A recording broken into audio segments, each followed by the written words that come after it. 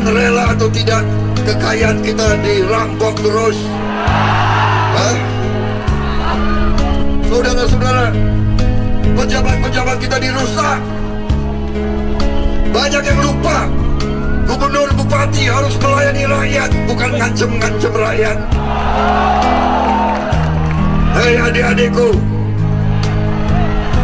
kau yang ada di tentara, di polisi yang masih aktif, ingat, kau adalah tentara rakyat. Kau adalah polisinya rakyat, seluruh rakyat Indonesia. Kau tidak boleh mengabdi kepada segelintir orang, apalagi kau membela antek-antek asing.